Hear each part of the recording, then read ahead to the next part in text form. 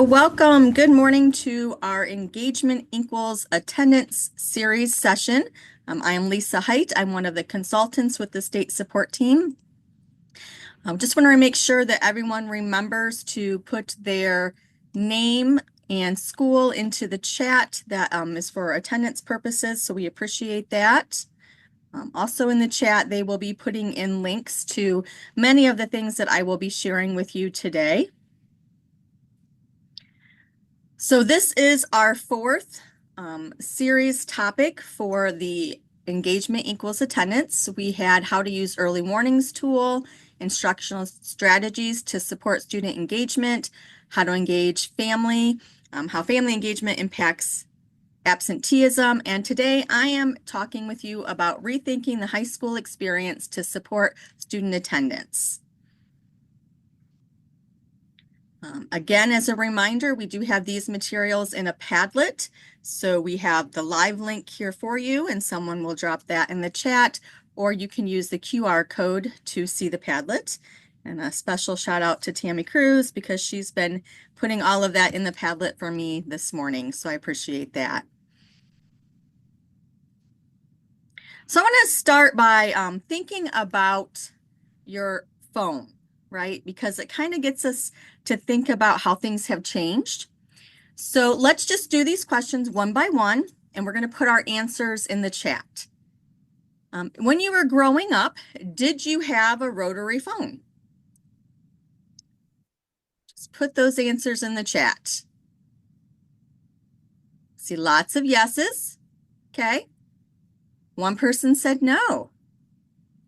Interesting. All right. So lots of yeses. So if you had a rotary phone, do you still have a rotary phone that you use at home? And everybody's saying no, right? We had this rotary phone, probably looked like this. I'm guessing it was black. I seem to recall an olive green one at some point, maybe in my grandparents' house. Do you still have, do you still have a home phone? So do you actually have a phone attached to a wall in your home? And lots of people are saying no to that. How about this? Who phone carrier for your home phone? Anybody remember the name of their phone carrier?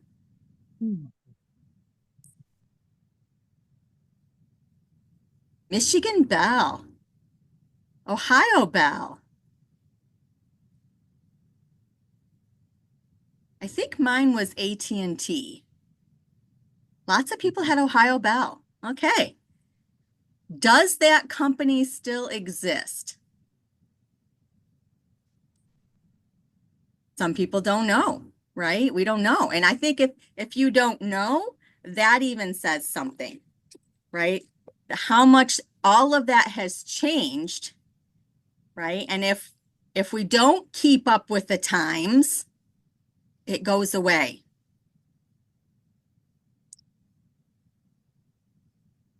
So if we want our students to show up and be engaged with our content, right, then we need to make sure that we are also changing with the times, right? Because most of us on this Zoom call today had a rotary phone. None of us do today.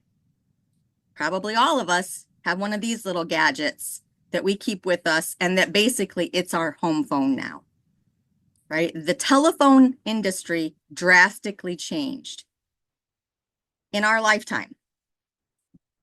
Our schools should really start looking at transforming, redesigning, evolving as well.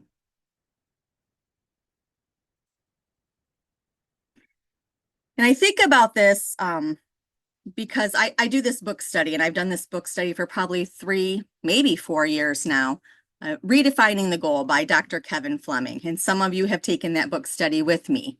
I know Margie's on the call today, and she was in probably one of the earliest groups of this book study. But I was doing this book study with an entire staff. The high school principal, after he did a summer book study with me, said, please come do this with my whole staff. So we did this with the high school staff. And this comment from a first-year teacher just really stood out to me and stays with me. He was a first year music instructor. I don't remember if he was band or choir. And he said that he had been talking to his dad about this book study.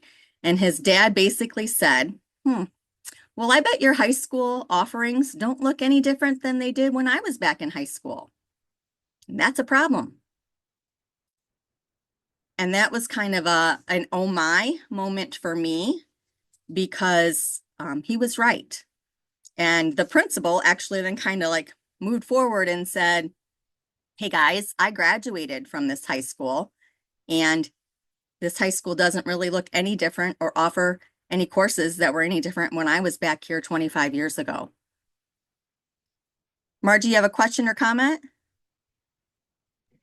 I would suggest that in some ways we've even backslid in many areas because many areas don't have industrial tech anymore.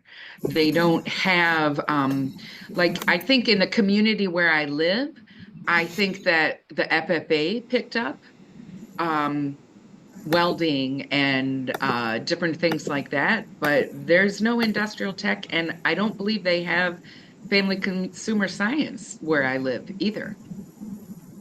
Yeah, and Margie, that's a great point. A lot of schools, I don't know, maybe back in the late 90s, early 2000s, they cut out industrial tech, they cut out some of their FCS courses.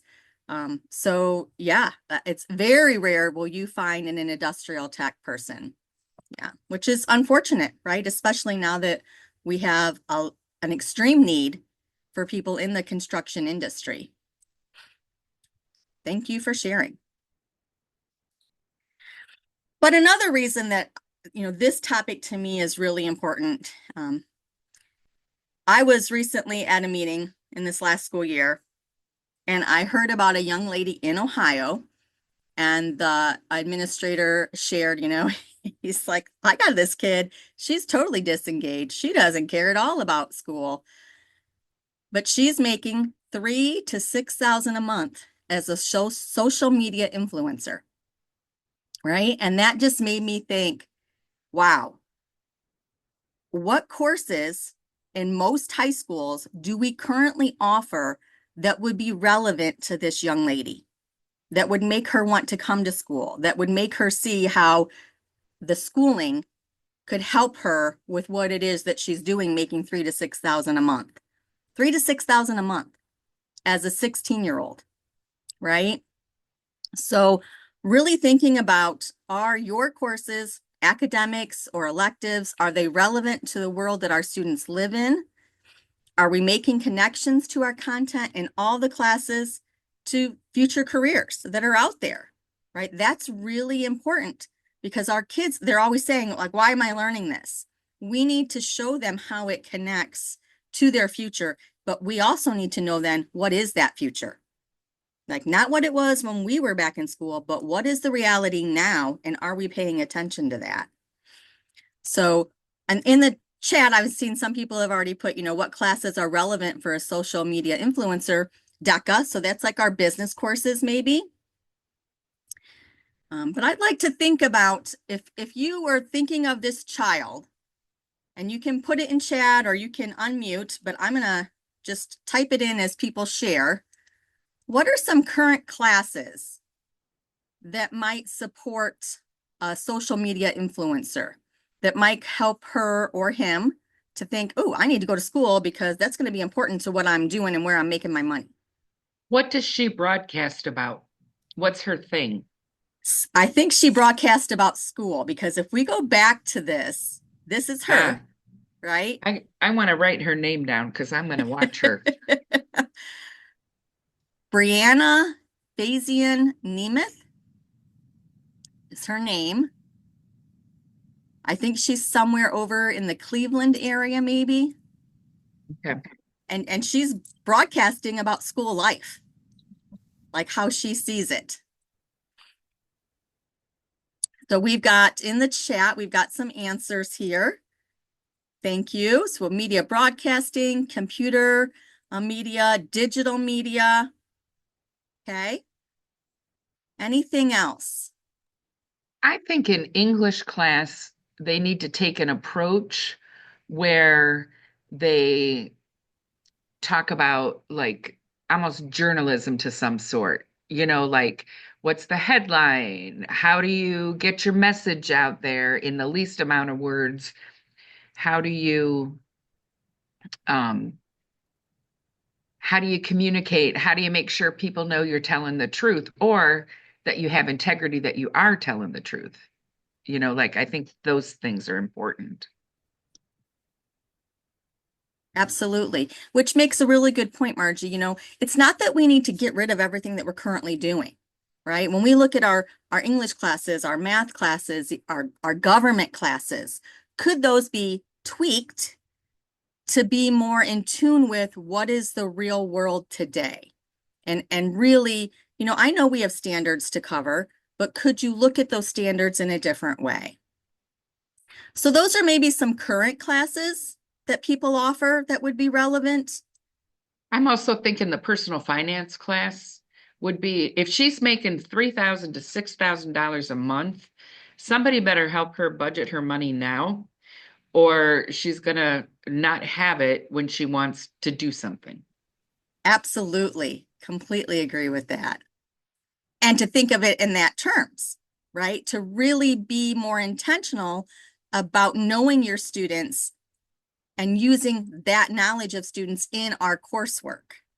And also, I would say I would look to see if she identifies in gifted in any area and ensure that we are providing her some sort of services because maybe it's superior cog, maybe it's creativity, or maybe it's reading and math. But like if somebody could figure out what makes her tick and how to help her go to the next level, I mean, maybe she could be making 10,000.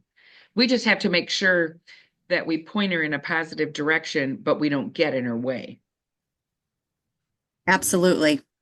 And I like how you're thinking about her, this child, right? To really start looking individually at all of our kids and really paying attention to each student. So some of those possible future classes people have put in the chat, core classes that are focused on real world today, contracts and legal negotiations. That is a fantastic idea. And again, that would be connected to government, right? Modern day government that matters to you. Looking at those gifted classes, tailoring an individualized class maybe, right? Because we can be created. I love these answers, right? So if you don't offer any kind of broadcasting, you could start adding podcasting as a broadcasting class, a project-based class where they, are creating their own content based on their own wishes, right? Really looking at that student-centered learning. So I'm going to add one to this because no one has talked about it yet. They're actually, I believe there's now 2 industry recognized credentials called social media marketing, right? And I wonder how many schools have thought about offering that as a communications class or a business class. Because for this young lady and for lots of our kids who are out there making their own TikToks, that would be really important. I And think in the DECA competitions too, there is like it's amazing to me. I've judged some in the last couple of years, and it's amazing to me how the kids know this is the standard of what you are looking at to judge them on. And I'm not sure if it specifically says social media, but I believe maybe it says marketing or communication. I just can't remember, but the kids know so much about social media marketing and how to collect people's information, and they communicate that in those competitions. And I find it very fascinating. this is their world. It may not be ours, but it's theirs. All right. Well, thank you everyone for sharing. Thank you for the input. And it really makes me think about this as well, right? As I was putting this presentation together, The power of moments.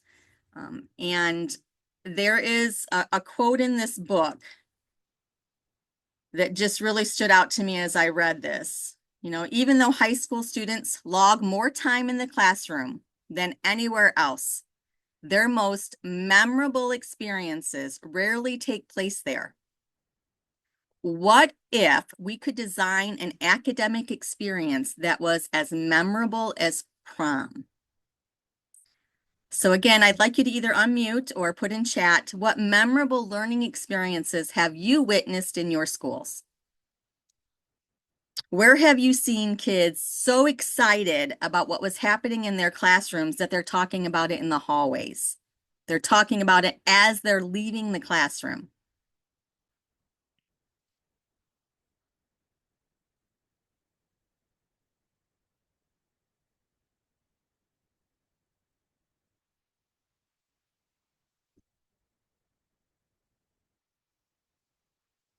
I'm not hearing much and I'm not seeing anything in chat. I think that's something for us to think about. I will share that I witnessed, I see something in chat. So hands-on experiences that relate to their interest. Yep, for sure, right? Getting it to their interest. I witnessed a class, I learned about a new science class that was being offered at a school called Materials Science. And so I asked if I could come observe that class. And these kids, every single student was completely engaged because they were tearing apart a pencil. So I walked in and I saw on this teacher's desk, he had like a container, it had like 40 pencils.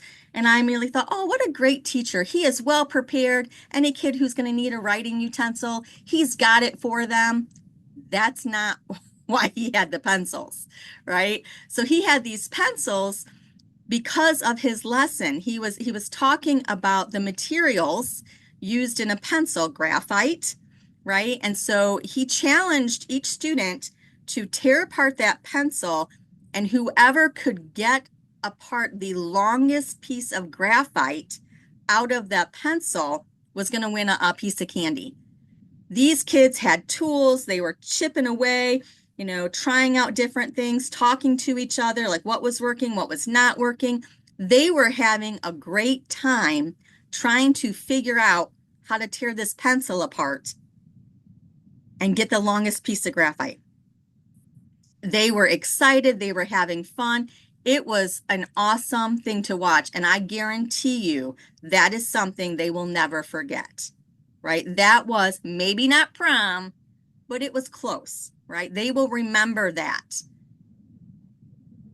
So we've got a few other things in chat. Outdoor education experiences, 5th and 6th grade camp. Absolutely. You hear kids talk all the time. Adults talk all the time, remembering camp. I can remember my 6th grade camp, and we had caramels, and they had us like use just our thumbs to tear off the outer layer. And they were talking something science related, right? Like what that outer shell of some bugs were like. I still remember that. 6th grade. That's a long time ago. Those are the kind of things that kids remember, those hands-on engaging experiences. Patrick sharing, our physics teacher does an annual cardboard boat race where students have to build boats from cardboard. They apply buoyancy, ability to navigate, and waterproofing. Students are judged on whose boat floats the longest and navigates the obstacle course. Absolutely, that is an awesome experience. Air racer competition.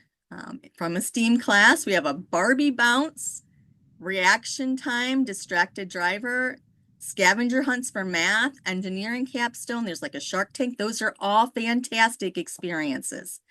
Yes, we need more of those, right? So I'm hearing a lot of those in science, in math, but what about our other classes, right? How can we think differently about those classes?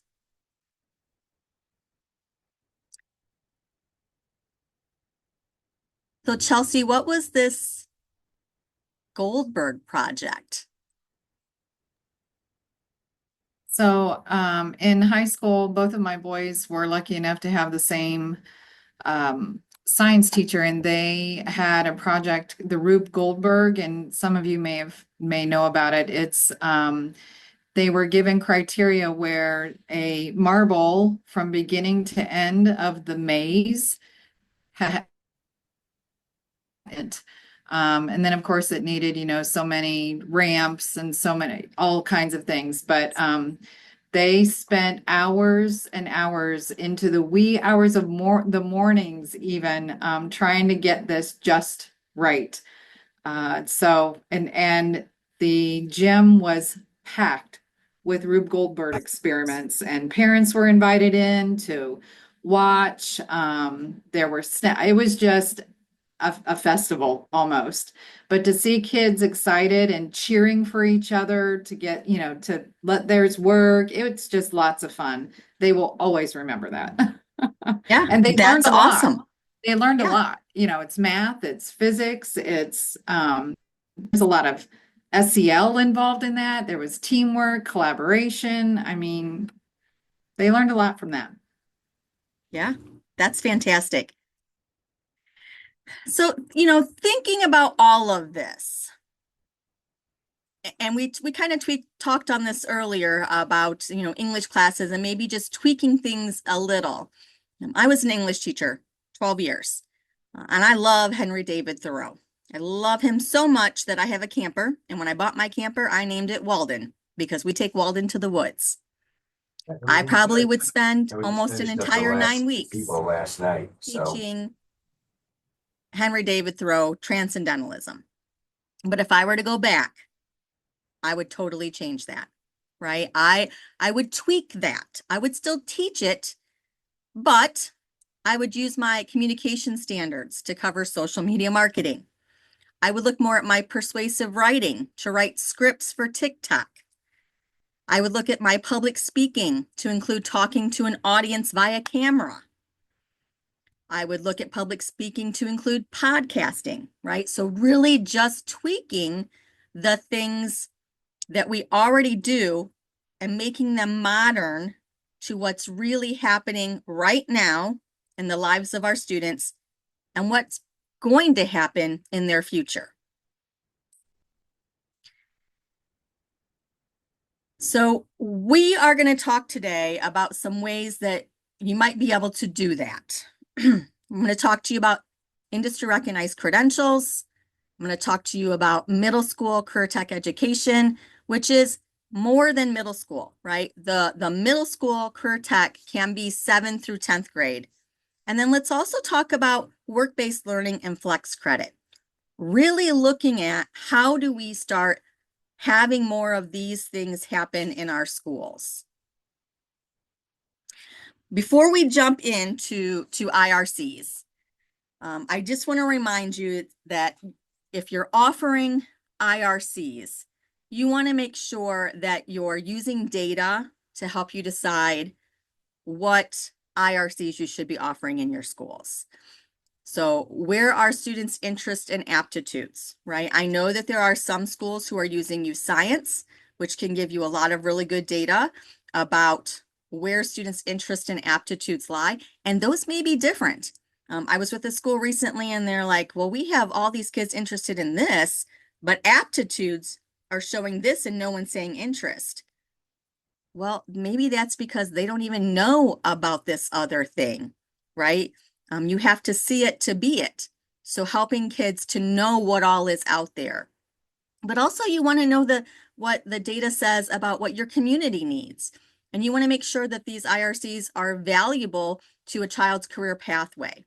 So there may be some courses that you want to offer because it's relevant, but you don't necessarily have to offer the actual IRC, just the content, right? So it really just depends on your school and the situation. So there used to be 600 plus industry recognized credentials. In the last 2 weeks, a new list of additional IRCs have been added. And you'll see that as we get into this here. No one can be the expert on all of these because that is a long list. But I would like you to look at the list. I'm going to show you two different ways to look at industry recognized credentials.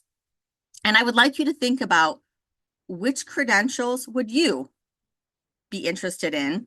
Which credentials might your students be interested in?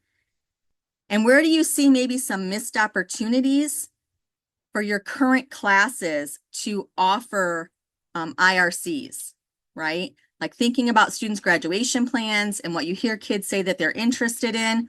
Where are you seeing some IRCs that would connect, and how could you fit them into your current classes? So those are the three questions. Once we get started, I'm going to give you 10 Lisa? minutes to, yes. Before we do this, could you maybe give us an example of how an IRC might fit into a current class? That way we Yes. understand what, I'm going to take you, yep, that's the next thing I'm doing. okay, thank you. So on the department's website, you're going to see a site that looks like this. Now, again, recently, I think they have changed this image, but we're going to use this live link. So once we go here, these are all the different career pathways that Ohio recognizes as career pathways. And under each one of these tabs, you will find industry recognized credentials. So I'm going to show you the ones in ag. And I heard someone say, well, maybe we don't offer ag anymore, or maybe our school never offered vocational agriculture. That's okay. You could still cover some of these. Where might this fit? So when I look at some of these, right, just right off the bat here, we've got these safety ones for head, eye, and face protection, hearing and nose protection, respiratory protection. If I'm a health teacher and I'm covering these health issues, I might cover these. Anatomy and physiology, you might also cover these, right? When we're talking about these body parts, let's talk about how do we care for these body parts when we're out in the world, when we're working in industry. So that's one example. We've got plant science. That might come into earth science or biology. We've got Ducks Unlimited Ecology, Conservation and Management Certification. That might fall under a science class as well. There is a hydroponics certification. So if you have a greenhouse for your science department, not remember the name of it, but it is here on this list. I thought it was like fork feed. You have a special interest in that plant stuff, huh? Well, just the stuff I kind of know, right? I just happen to be married to a horticulture instructor. Margie knows that.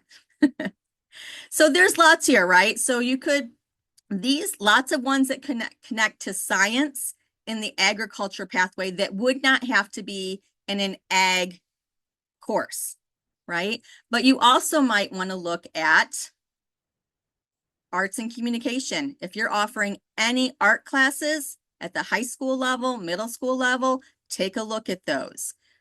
Business and finance. We talked about personal finance. You might find things in there. We talked about government classes. You might find things here in law and public safety. Information technology. If you still have a teacher who's teaching computer related stuff, maybe it's time to upgrade what it is they're teaching there. With health, you're going to find science ones, right? So great place just to start looking. So there's that link. I want to make sure, did someone put that link in chat for everybody? Okay. The other place that you can look at credentials is this slide here. So this takes you to a website. You can look on January 4th or February 21st. On January 4th, you will find videos linked to session recording. So for every pathway, there are at least 3 credentials where the vendor was brought in and they talk about the credential, they talk about maybe accommodations and modifications that could be made for those credentials. So for every pathway, there are at least 3, and they all have the recordings there. Now, those recordings are typically a half an hour. We don't have time to give you a full half an hour, but I'm just going to give you 10 minutes. So starting now, it's 8:45. We'll come back at 8:55. Take 10 minutes, look at those, either the credential lists, go through here and look to see what credentials are there. You can click on some of these. So some of them will take you to a good, there you go, that gives you good information about them. And I'm going to be honest, some of them will not. Some of those links, you're like, I don't even understand what they're trying to say here. So play around with it, spend some time with it. It is 8:46. We'll come back at 8:56 and we'll share out what you looked at, what connections you saw, where you might have found interest. Okay, so let's come back to the meeting and share out, or if you had questions. I know Margie had some questions. So Margie, if you want to ask your questions. Yeah, I'm just interested in, number one, I think it's amazing. And I have 2 20-somethings that live in my house that I look at this list, and I just sent them a picture of one of the lists because I know that they pay to take certifications for their credentials, for their computer stuff. And I was just curious if those were some of the things that they were taking. But what it led me to is that some of the things that I looked for, there's at least a cost exam, and some things there's clearly a cost for the setup if you don't already have it. So where do schools find that money in this time? And that's a great question. I guess before I share any ideas, does anyone else have answers for Margie on that?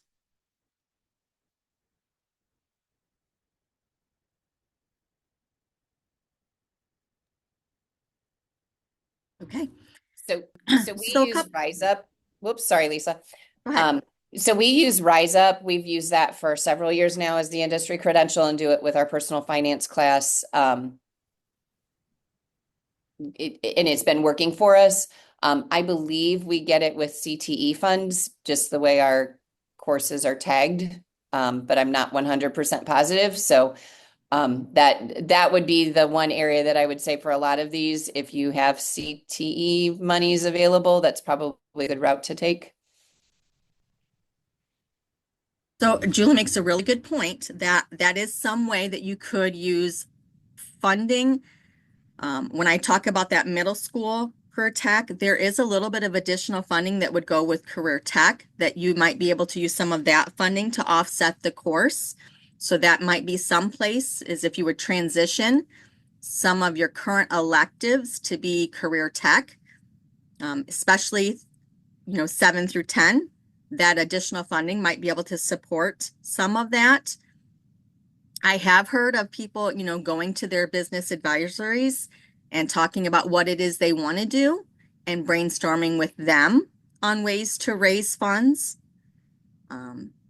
You could change it, if there's something that's a substantial cost, you could look at adding a career tech that's a VM, not a VM, senior year only credential. So that's 12th grade, which is going to have a little bit more funding even than the middle school. It really depends on what it is you're looking to get started.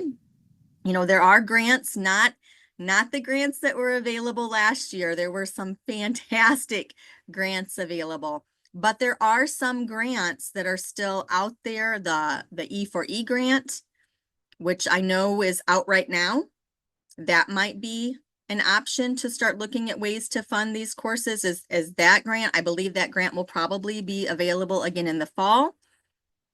I think there may be some grants coming. There's an innovative pilot program that may have some grants coming next school year. So really just looking at those things. Any other ideas on funding? Okay. So other than Rise Up, what did you folks look at? What was of interest to you? Well, one of the things I looked at was the certified ethical hacker, because of the whole notion of cybersecurity and the number of phishing things that happen even within our district. I thought that looked interesting. Yeah, and kids might be interested in something when you call it a hacking class, right? Ethical hacking, right, is how you could word it like that. And that one wouldn't take a lot of money to get started, right? Because you already have probably one-to-one. Everybody has a device. I think the big thing on that is maybe the cost for the exam. So don't forget, as of right now, and I just want to preface that, as of right now, up front, people have to pay for credentialing. Schools have to pay for the credentialing, but there is that reimbursement of credentials. It used to be pretty much 100%. It is not 100% anymore, because there are so many being earned in the state, but there's still quite a bit. Right now, there is something called the IWIP list, Innovative Workforce Incentive Program. That list, if the credential is on that list, the school gets an extra like $1,200 for every student who earns it. So that's another place where if that list continues, and I don't know that it will, it has been there for about 3 or 4 years now, but I can't promise you it'll be there again next year.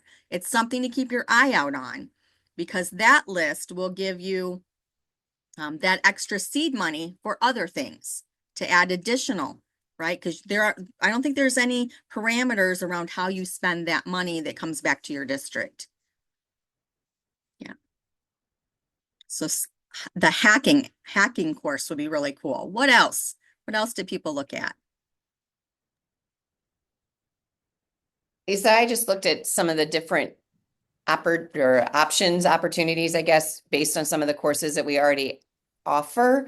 So we've got like an advanced PE class. We've talked about the coaching class. If we do like the refs and reps, that was an industry credential. We've got an alternate strings program. There were a couple of those music credentials. So just trying to look and see if there were things that we could maybe make connections with courses we already offer. It's just, is there something else that could go with it? What's the impact on the course? What does it look like? Even the ServSafe credentialing with our foods classes, like, is that something that they could do? They do the web exams already, but maybe it's an industry credential instead of a web exam.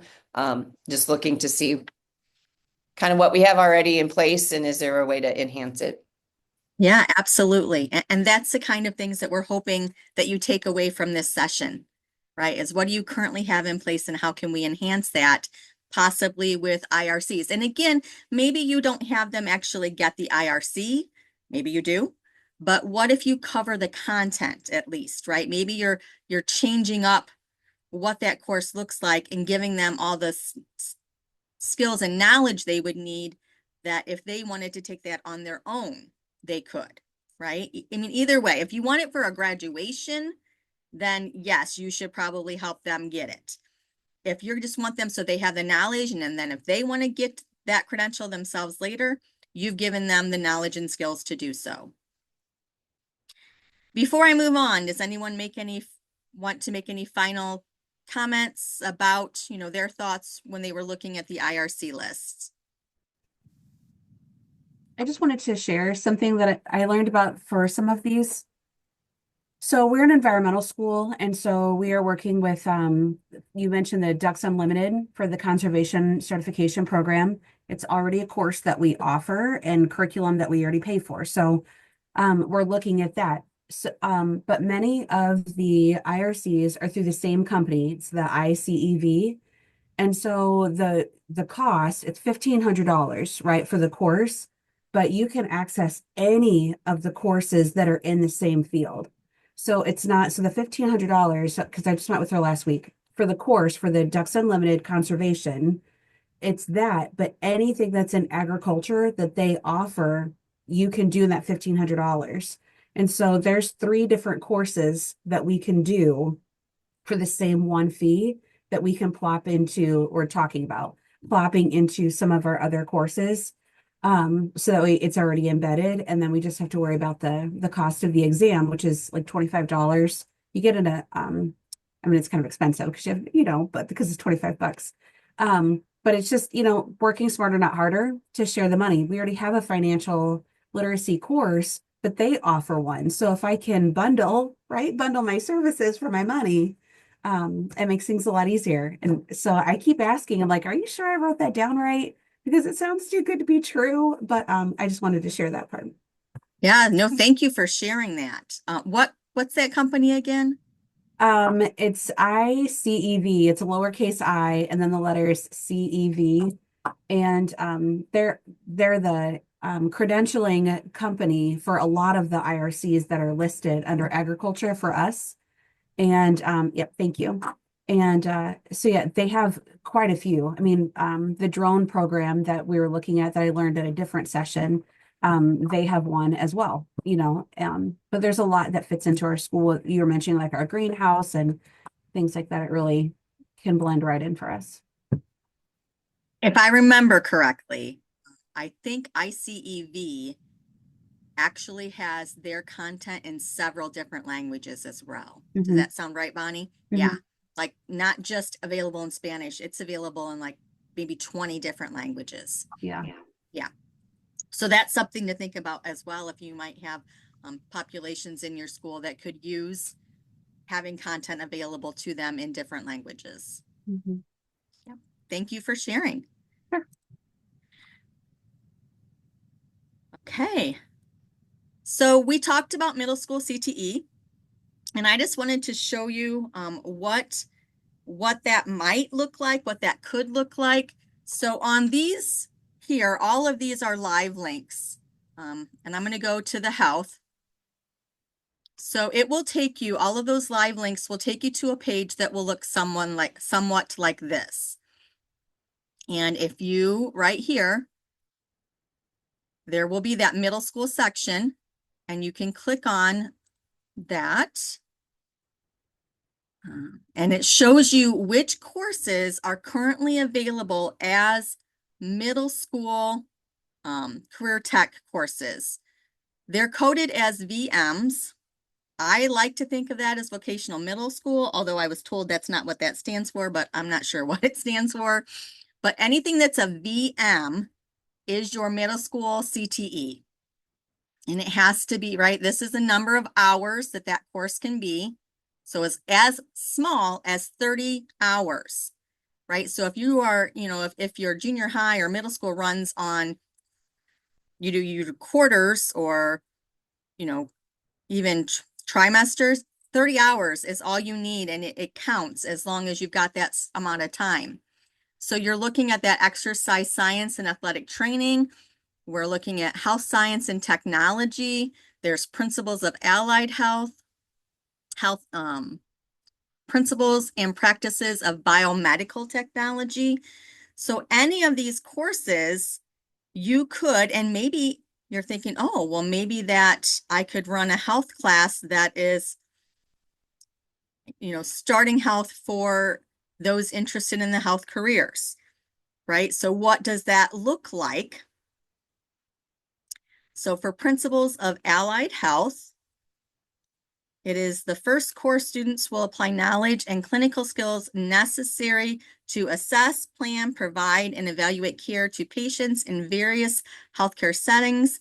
Students will apply first aid principles and techniques needed for response to choking, cardiopulmonary resuscitation, and other life-threatening emergencies. Emphasis will be placed on regulatory compliance, patient safety, pathophysiology, I don't even know how to say that word, pathophysiology, and medical interventions. Additionally, this course introduces psychomotor skills needed to assist individuals in meeting basic human needs, right?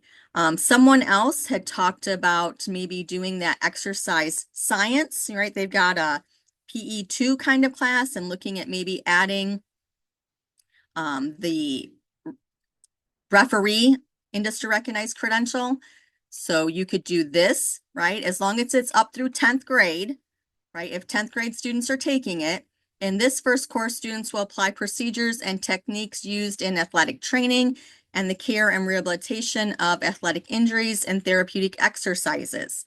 Topics include injury prevention, conditioning, and wound care techniques for the musculoskeletal system. Students will learn techniques in the analysis of mechanical factors related to human movement. In addition, current trends, technology, legal considerations, and the role of exercise science and relationships to other health fields will be emphasized. So what a perfect pairing to take a physical education course as that second physical education course, have it be career tech, right? Make it a VM course code. And you've got that, right? You would get the funding for the career tech. So a little bit of extra funding. You could add in an IRC, get that referee, which is a 4-point industry recognized credential. What a cool course that would be for those kiddos who you have that are really into sports and exercise science. So that's just the health. If we go back to the slides, are there any that you would like me to take a look at to see what's there?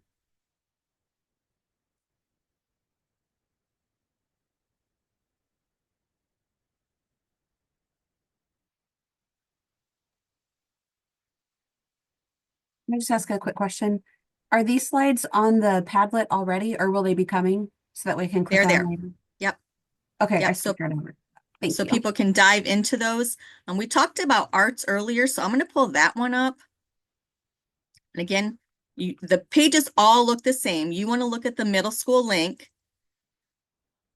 So for middle school, we've got Arts and Communication Primer, Media Arts Primer, a Career Connections course, Visual Design Primer. So lots of different that you might already be offering these art classes that are very similar, but you don't have them approved as a career tech when they could be, right? And so this is a way that you could offer the same course, get a little bit of extra funding. The difference is it is for 7 through 10, right? So if students who are in 11th or 12th grade are taking that course, then you wouldn't get the funding for that student as a career tech student. But there are ways I'm sure that you could have the career tech and the traditional happening at the same time for different grade levels. You definitely want to talk to your EMIS person about how to make that happen, but I know that it's doable.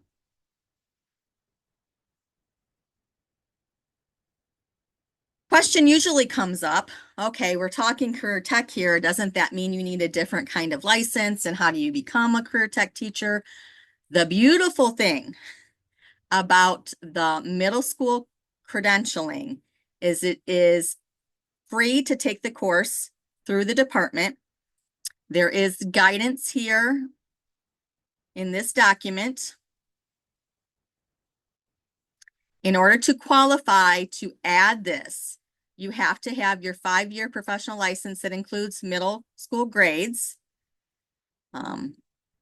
You must possess a non-CTE 4-year alternative resident license that includes middle school. So if you have a 7th through 12th grade licensed teacher, that teacher could get this addition to their current license. If you have a K-8 teacher, that teacher could get this current license. They just have to make sure, right? Or if you have whatever the middle school one was there for a while, 6 to 8, 6 to 9, they've got to have that 6 to 10 somewhere in their licensure already. So if I'm a K-5 teacher, I can't add this. But if I have middle school in my license already, I can take this coursework, which you can find in the DEW, I don't know why I can't think of the name of it, right? What we used to call our safe site in our OHID site. And you go into the courses that are there for you to take. So this steps you through all of this. You take this course in your LMS. I've not done this. It is on my goal to do this summer, to add this to mine, just so that I can give more information. But I have heard people say it's not difficult. It doesn't take very long. You take this course, it adds it to your license then. And here's what I think is kind of the crazy thing about this. Once a teacher adds this credential to their license, they are allowed to teach any middle school CTE course. So my original license was English, Communications Education. If I add the CTE middle school validation, I can now teach welding. I can now teach construction. Only the entry courses, right? Only the middle school first course in the pathway, but I'm licensed to teach that. I don't know that I want to teach that, but I'm licensed to teach that. So that gives you a lot of freedom. If you can get 1 or 2 teachers who are interested in adding this to their license, they could teach any of those courses. So there's lots of flexibility in that.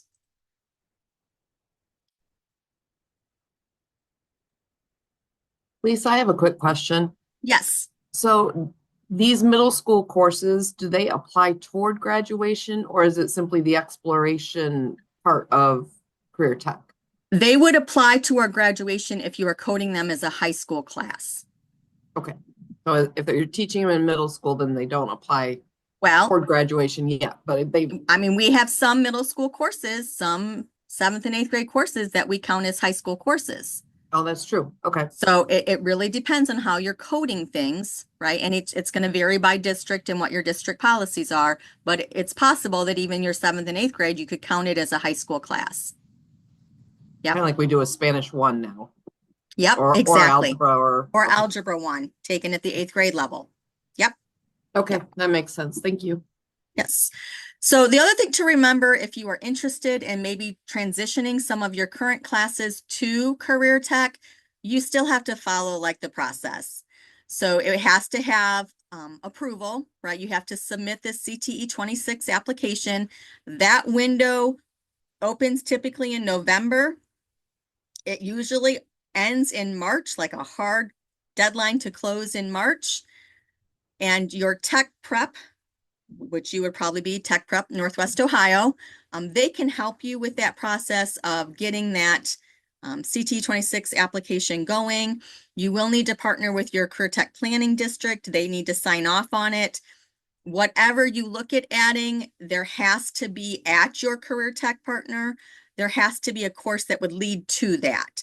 So if you're starting an entry health class, then your Career Tech partner has to offer health, which most courses are offered in our career techs, right? We do have, you know, if you are actually connected to a career tech center, I don't think you're going to have any issues.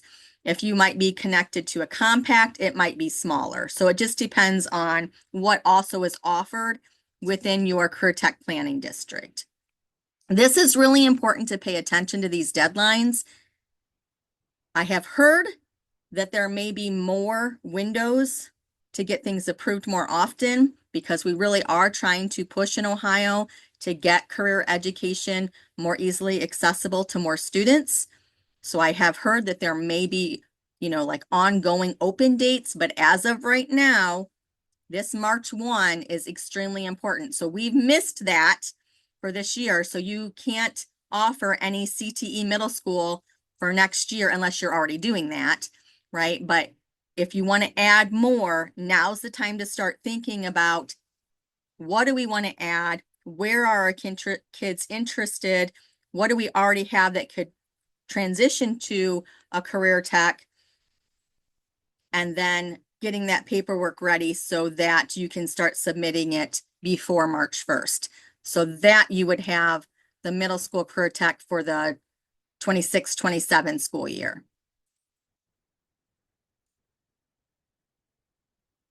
So before we move on, I guess, do we have any questions?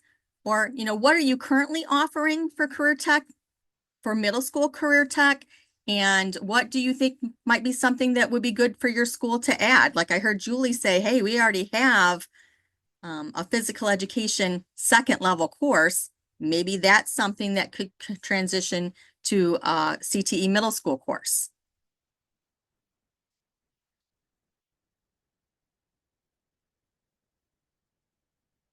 Let's start with what do you currently offer? Most of you are probably offering middle school CTE in some form, but maybe not. There was a waiver. Was.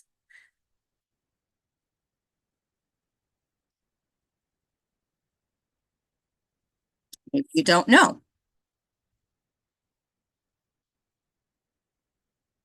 So that might be something worth going back and checking to say, hey, do we have any of these CTE 26s for our middle school? If not, maybe there's some we should transition, because if nothing else, it's going to give us a little bit of funding, but it's also more relevant, right? When we really connect it to careers that are out there, it's more interesting to our kids. They want to come to school. They want to participate. Career Tech has a much higher attendance rate and graduation rate than the typical school, because it's engaging, right? It's what kids are interested in. So what we are saying is you can also bring some of that interesting, engaging courses into your school.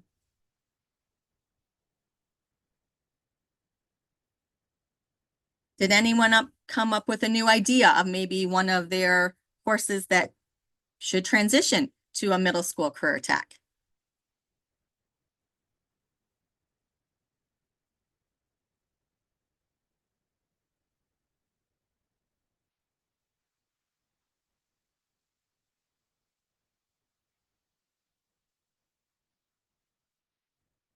The other thing I would like you to think about is, you have the opportunity to give credit for things that maybe you hadn't thought about before. I know that flex credit exists. Every school was required to have a flex credit policy. And sometimes that policy has been limiting. I'm just going to share a story. I was working with a school this year, and they were complaining about a student who wasn't coming to school, but he was going to, he was going out and working with this landscaping company. And I just said, well, could you dangle that carrot and say, hey, we'll give you some kind of credit for what you're doing.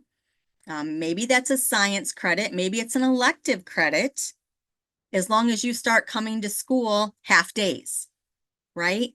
We have the ability to do that. This kid gets up, he goes to work. So we know he is willing to get up and go somewhere, right? He'd be willing to get up and go to school if he saw the benefit. But what he sees is he can get up and go and make money. Now he's like a junior or a senior, but he's going to be a dropout.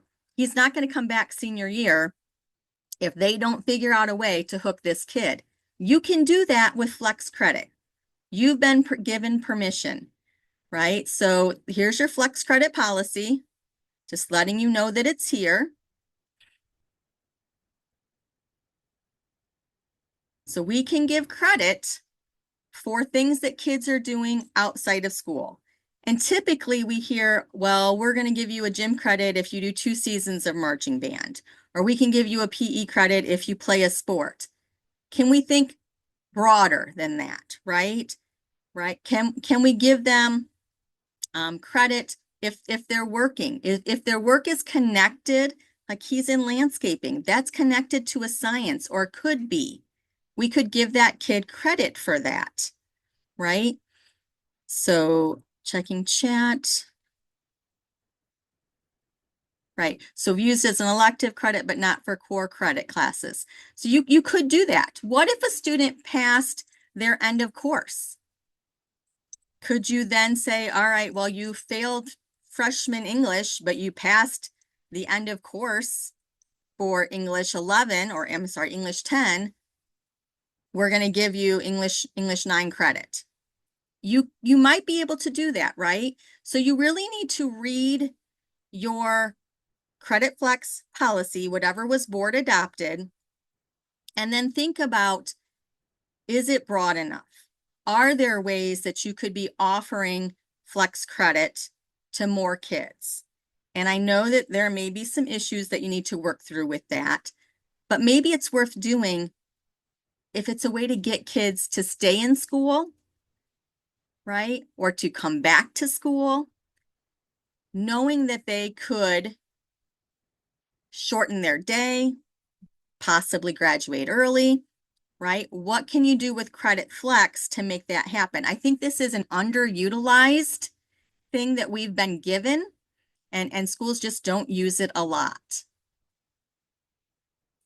The other one is work-based learning, right? So you can offer credit for work-based learning. So if you have a student who is out working outside of school, you can give them credit, elective credit for that experience, which is kind of what we talked about with the young man in the landscaping. And that one is no longer there. That was there just a few days ago. So, sorry that link is not live, but you can offer that. It still would be flex credit. You can, depending on how many hours they work, would be if you give them a semester credit. You really just need to look at your policies and think about how to make that work. The only thing I want to say about work-based learning, if you're going to track that for graduation purposes, you need to remember that it has to be connected to a graduation plan, a student success plan, or if they are in career tech education, once they get into career tech, it has to be connected to their career tech program. But it's really easy to connect that work-based learning experience to the graduation plan if a student is working on the Ohio Means Jobs Readiness Seal, right? So this is another way, like instead of working against our kids who aren't coming to school, can we work with them? Can we start to offer some other things? So for that high school credit, you could double dip because as I just talked about for graduation purposes, it can be a competency option. So we can give that elective credit and it helps toward that second bucket of graduation for the competency alternative for career readiness. Currently, it is a supporting option. There is a chance that might move to foundational. We'll know that this summer come July 1st, which will be a game changer if it does.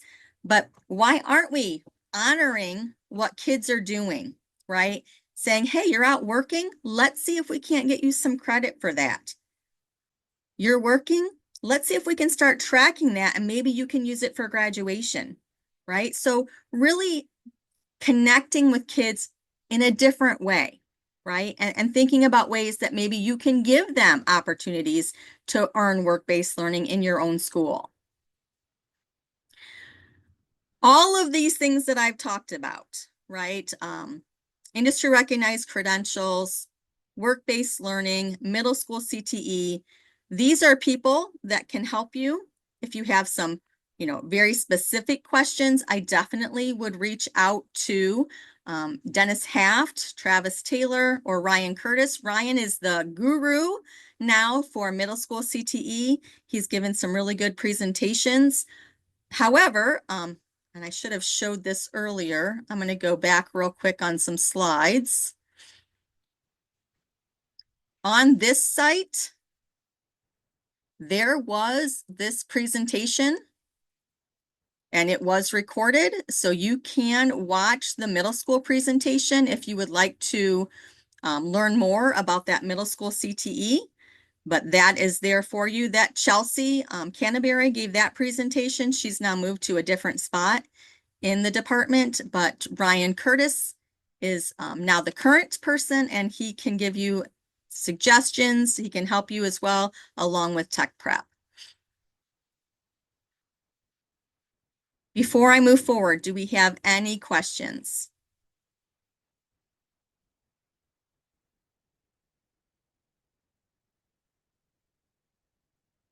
Okay, so now I'm going to share with you some really unique things that are happening in some of the schools out there.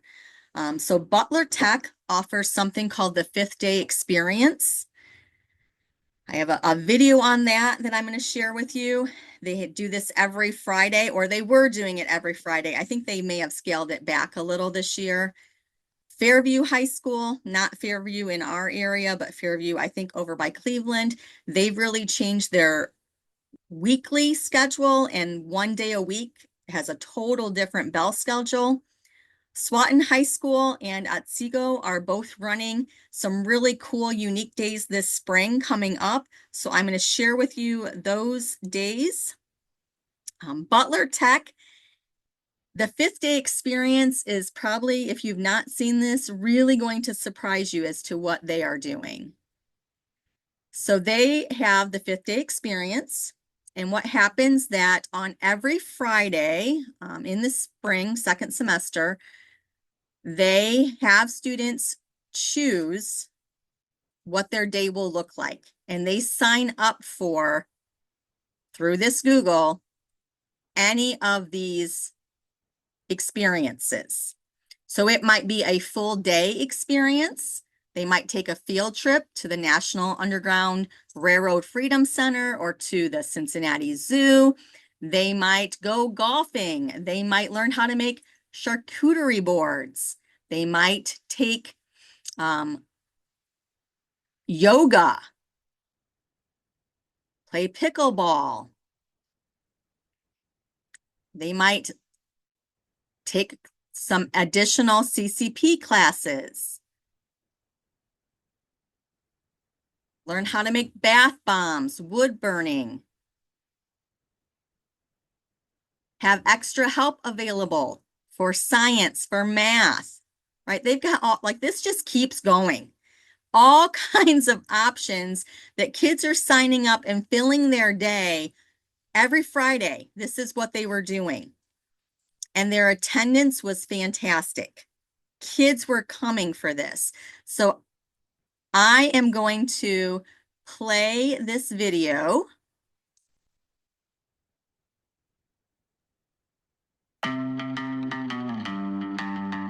Hey there. So you're definitely wondering, what's the 5th day experience? It's probably more than wondering, right? But don't worry. Let's go cover some details.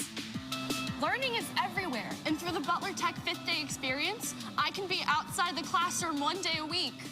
Is it supposed to do that? For my 5th day experience, I get to choose what I want to do. I can work or intern with a company. I can go on college visits or volunteer and grow my passion. My 5th day experience can be whatever I want it to be and can happen anywhere. The 5th day experience is designed to allow me to choose whatever piques my curiosity and fosters a love of learning for my passion. Look at all those options.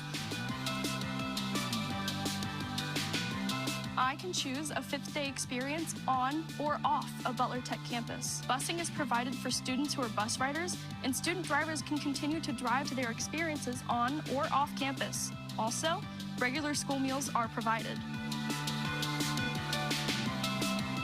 Even though I'm not required to participate in the 5th day experience, it would give me opportunities to grow outside of the normal classroom setting. You play a huge role in ensuring your Butler Tech student has an incredible 5th day experience. This will be a powerful time of growth for us, and your student will need your encouragement to make the most of it. Looks great. Taking you to Flavortown. Sounds good. I know you probably have a few more questions, so check out the Butler Tech 5th day experience website for more information. Let's leave on one thought. If you could go back, what would you have done with your 5th day experience in high school?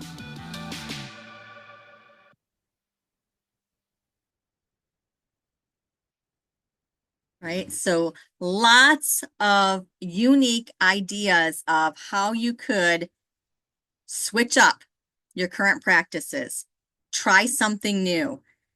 Maybe you wouldn't have to do it every single Friday, right? Maybe you take one Friday a month. Maybe you do it once a quarter. It does take some planning. I know for them, they did have to work with their association, right? Because it might have been considered change in duties. They took a year in getting this all prepped and planning and going through and getting that memorandum of understanding, and they did it.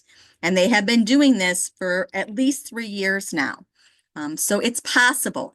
It's a way to change up our routine, to add new things, to bring relevant courses, to get some social emotional learning, to provide extra help if kids need extra help. Really changing the way your school week looks. So that's one extreme, and it's probably Lisa- my favorite. Yes. Lisa, there's a Tammy. question in the chat. Do you know how they fund it? Well, what's going to take the extra funding?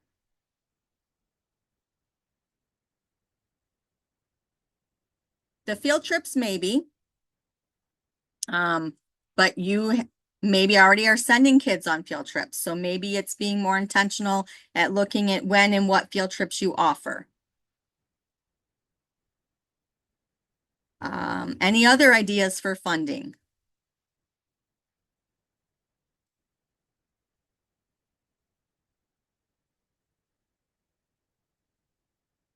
So I think a lot of that could be done, maybe not the field trips, could be done without extra money, right? You just start with having teachers teach something that they're interested in, right? I'm going to switch to the other two and I'll come back to Fairview then, because if we look at Swanton, so this is their adulthood day. They are going out to their local community and they're bringing in people who are volunteering their time. So when we talk about funding, right? So F&M is coming to their day and talking about budgeting. They have an insurance company coming to their day and talking about insurance.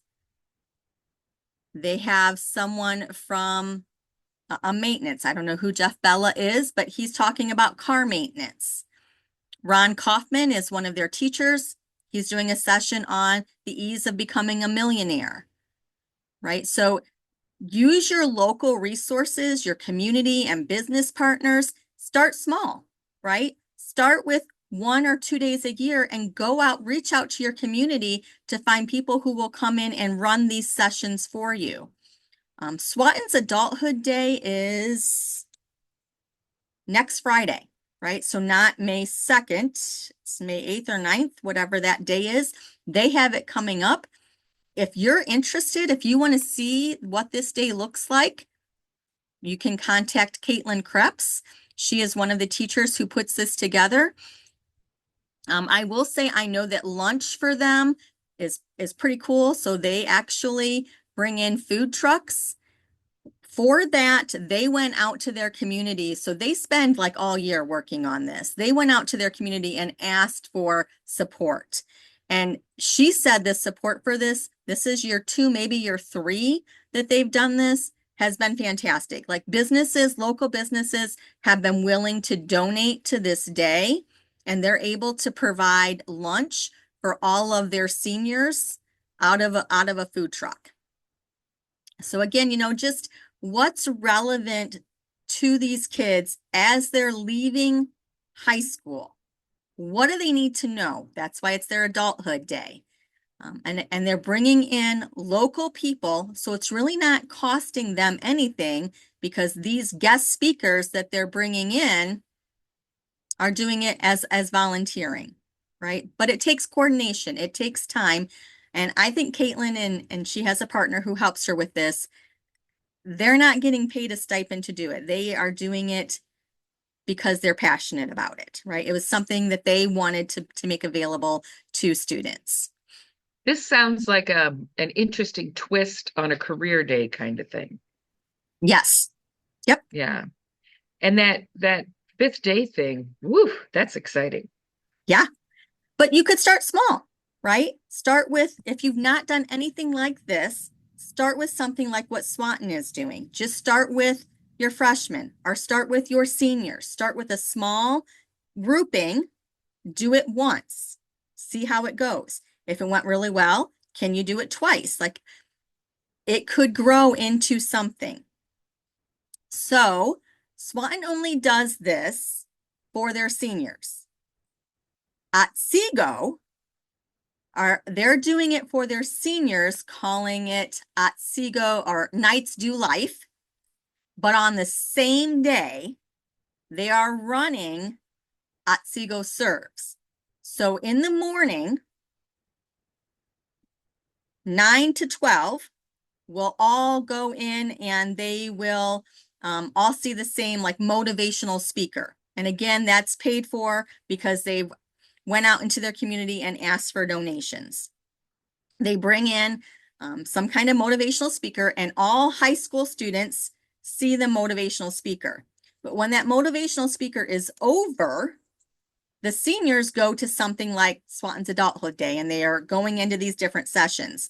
But the 9th, 10th, and 11th graders are loading onto buses, and they are going out into their community, and they are providing community service, right? Which could help with graduation seals.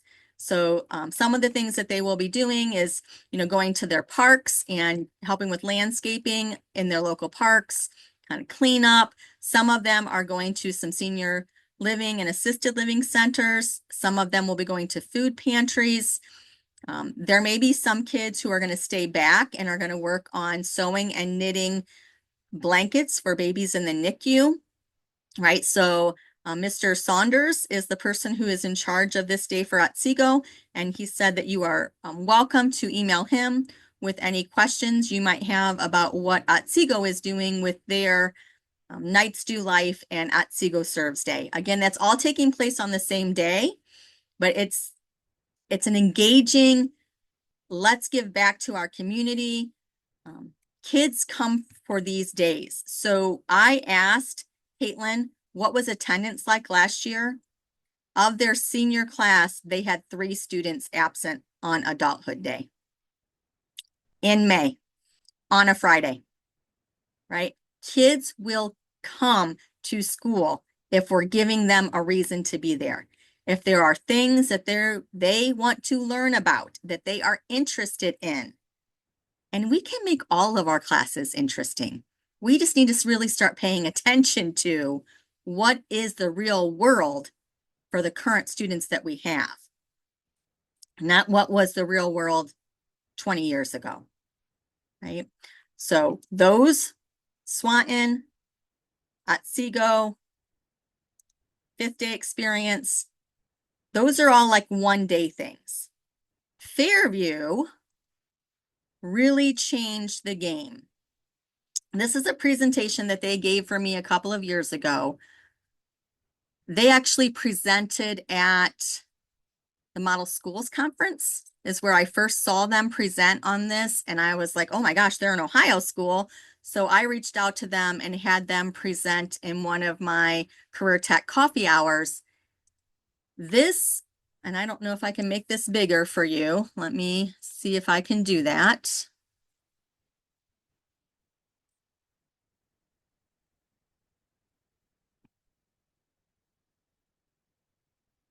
There we go.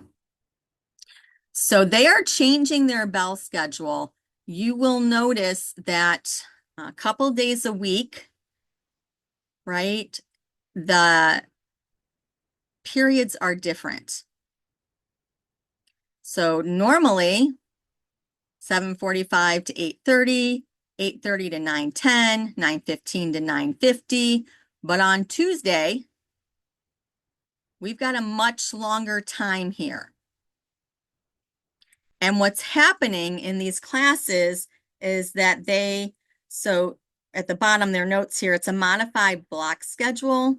We see all classes on Monday for shortened classes, and then have a rotation of even and odd classes the rest of the week. This allows staff time to conduct and engaging class discussions and projects. They also have a day that is set aside kind of like a 2-hour delay. And I don't know where they've got that in this presentation. Let me see if I can find it.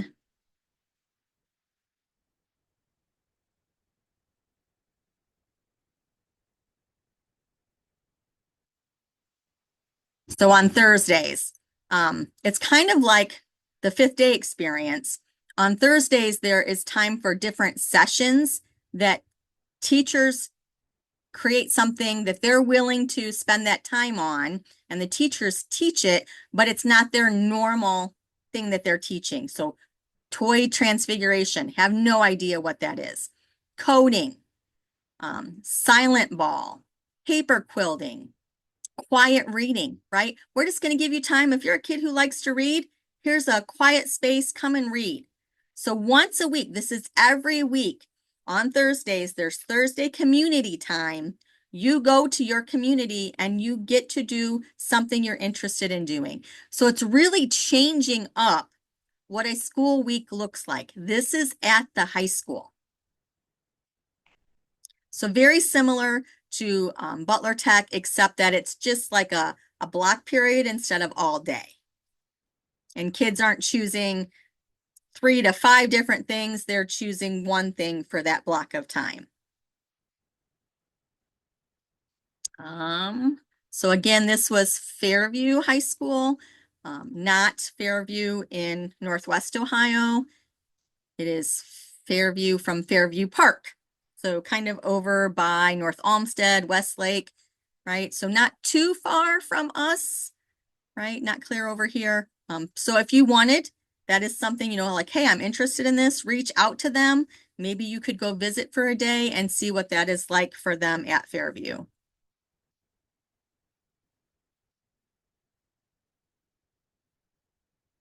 So I know that you're like, this is crazy. We can't do this. Yes, you can, right? Like this, you can start small. And Ohio is giving you permission to think differently, to change your bell schedule, to change your days. Ohio is excited about the opportunity to support Ohio school districts, educational service centers, and non-public schools that are interested in exploring innovative learning approaches to provide flexibility to schools to use innovation and yet still rigorous instructional approaches that may be more compatible with the educational programs and objectives of the applicants. The Innovation Education Pilot Program. So Butler Tech, they had to apply to the department to say, hey, we really want to change our schedule, and Fridays would not be traditional school days. So they had to work with the department to make that happen. The Innovative Education Pilot Program does just that. So this program, it's still available. I know that there has been some talk that there may be grants about this for next school year. So Dan Heft, whose email I shared with you earlier, he's going to be in charge of this. He is rehiring, and when he comes back, this is going to be what his focus is. So wait till about September, and you can reach out to him with your ideas. He is fantastic to work with. He will help you in getting your ideas figured out, how to make it work. But really, really think about how could you change your school day? How could you make it different? So there is an application with an evaluation rubric that's here for you. But Ohio is saying to you, it's okay to not have the 8 to 3 day, Monday through Friday, 7 to 9 periods a day that we have had for the last 50 years. We would like to see some changes. So let's be innovative. Give us your ideas, and we'll see what we can do to make that happen. And that's what Ohio is saying to us right now.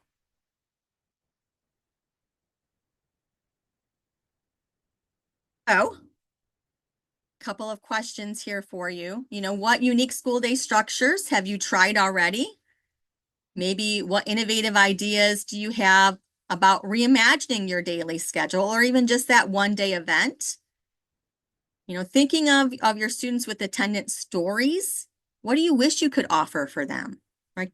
Like you might think of a kid that is tearing at your heartstrings and you'd like to make it work, but you can't right now. What is it you wish you could offer? And are there things from remote learning days that you wish we had kept? So any of those questions, if anybody has something you'd like to comment and share, we would love to hear.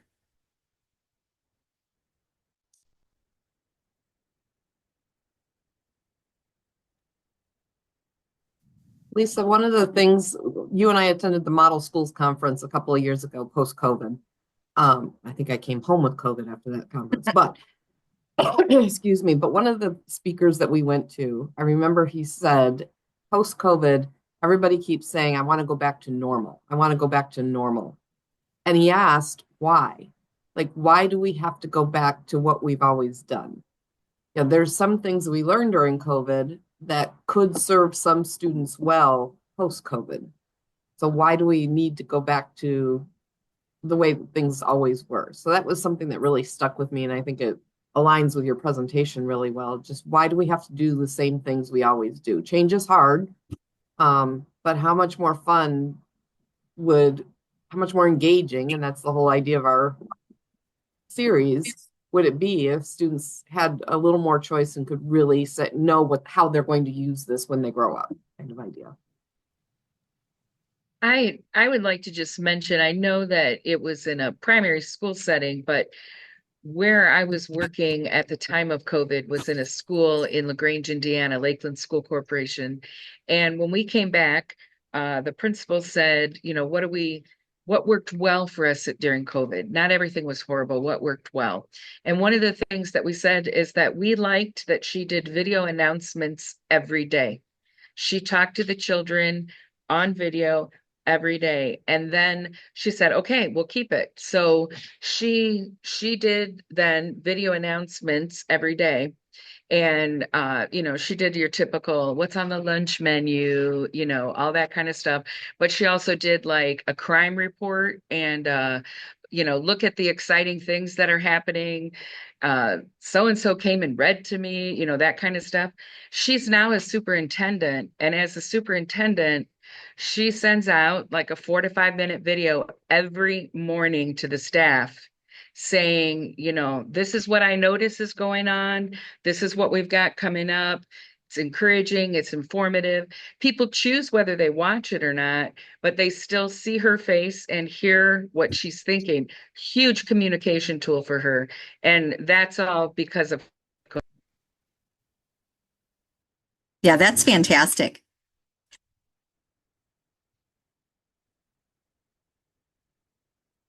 What else? Other thoughts, comments, things going through your brain?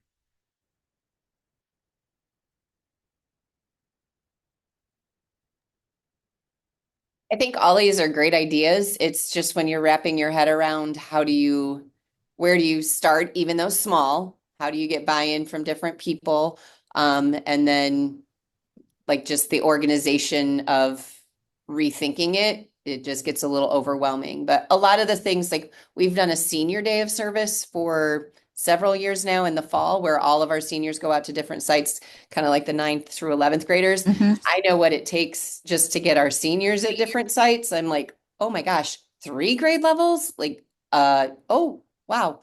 And I think we've all got little bits and pieces of some of these things. We do a CEO day where we have different businesses come in and do interviews with all of our seniors prior to our scholarship interviews. So they just have some little practice with making connections and whatnot. So, and they'll usually get to go to lunch at a local restaurant afterwards. But the food truck idea, I like that idea. I think that's a cool idea, a little bit different. I don't know that we have enough food trucks in our area that we could manage to feed all of our students in a timely fashion, but we could always give it a try. But yeah, I mean, I think there's a lot of those little bits and pieces that you're like, what could we do with that? But it's planting those little seeds just to help them grow and remembering it doesn't have to be every Friday, every week, like some of the other places are, just to start off with. Absolutely. Julie, something that you made me think of is how do we advertise to the community that those things are being done? Like we need to communicate all of that positive stuff all year long, so that they don't think it's just when we're asking for money, But like all those things you mentioned, Julie, are amazing. Yeah, we have a business advisory council. We actually have a meeting today. So some of the things that you were talking about, I'm like, oh, I need to make sure I share this. But the business advisory council, and we've had that, our superintendent started even when he was like early on in his career, before he moved into the superintendent's position, would do like parent meetings at the coffee shop and meeting with some of the different businesses in the area just to kind of get a feel for what are the needs. So we've always had that back and forth in the communication. We're in the process of building I'm not going to call it a STEM center, but a manufacturing kind of in conjunction with for county kind of some things too. So we've got a lot of discussions going on about what's going to make this better. Looking at where are those career pathways? How do we link those all the way down to the middle school? So these are all conversations we've been having. It's just the implementation and finding the people who have the passion to keep those fires burning. Sometimes you kind of run into some issues there, but it's if you can promote it through Facebook, if you can promote it through whatever your means of communications are, that those things are taking place. We're fortunate that we have I don't want to say him PR, but he is PR for us, that he gets our message out consistently in multiple ways so that people do know what's going on if they want to pay attention. So although I think sometimes we're finding that we communicate in so many different avenues, but people still have to want to go find it. Or you're not seeing it. It's not like the papers used to go home every day and you would see stuff. It's if you're not on Facebook, you might miss some things. So that's probably the most difficult part we have right now. I feel like we need that girl student influencer. You know, I think we need her doing her work for the school districts. Like Lisa said, what's the real world for our students? And those are the students that we're getting. Like, how do you communicate your message so that, like, the way some of us who are more seasoned teachers or school people are used Now, to you are much way. younger than me. You are much younger than me, Julie. But yeah, our veteran have a different way of looking at it than what our kids do. Like, even selling prom tickets this week, one of the kids was like, do you do like I have to have cash? And it's one of those, like, they're so used to doing the Cash Apps and the Venmo, and even your 30 somethings, they never carry cash or a check. So, like, how do you work with today's trends and technology in sort of an old school society? It kind of makes me think, back to the telephones. Our schools may not be the old walled rotary dial phones, but maybe still they're the cordless home phones.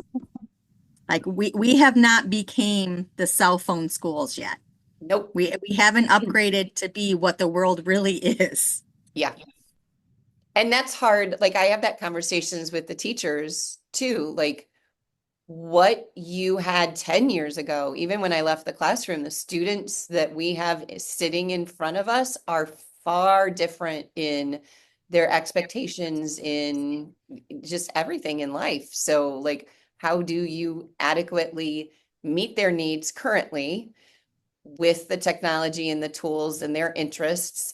And then what's it going to be like in another 10 years? I mean, you look at your second graders 10 years from now, what is life going to be like when they graduate? Like, just think of how it's changed in the last 10 years, and it's going so quickly, but you have to keep up the pace. And unfortunately, and yes, Margie, I know I'm a little bit younger than you, but some of us who've been in the business for a while are finding it a little more difficult to keep that pace. So Yeah. Yeah, it's not easy. It's not easy. You look around and you think, I remember my older brother getting in trouble for fixing the reel-to-reel thing in the classroom as a kid. And now I just depend on the second graders to fix the smart board.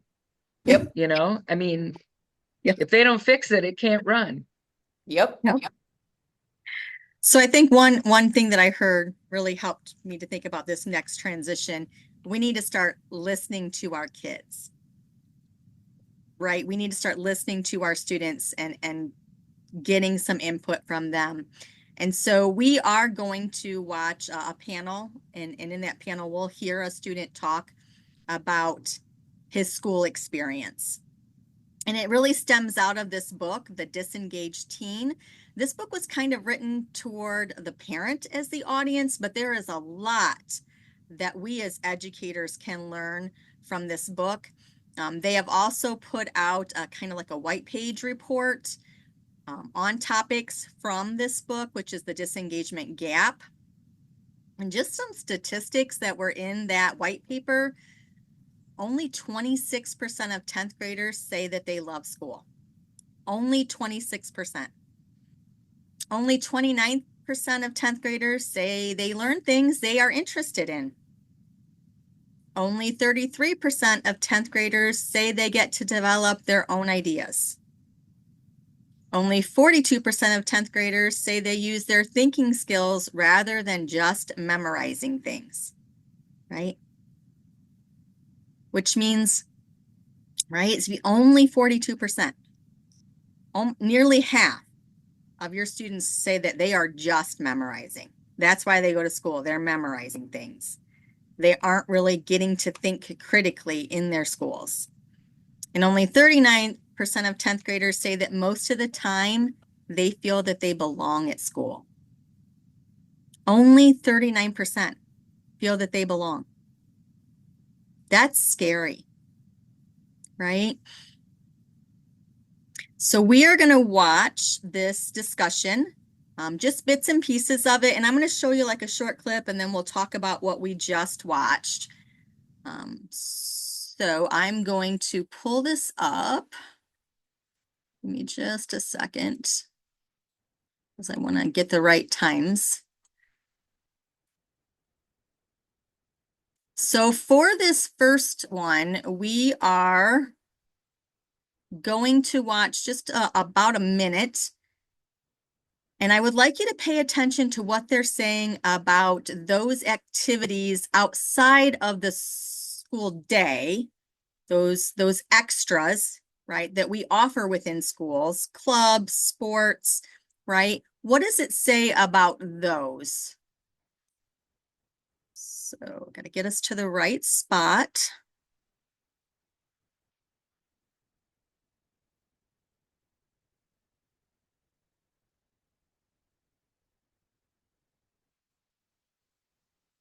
Or what just happened?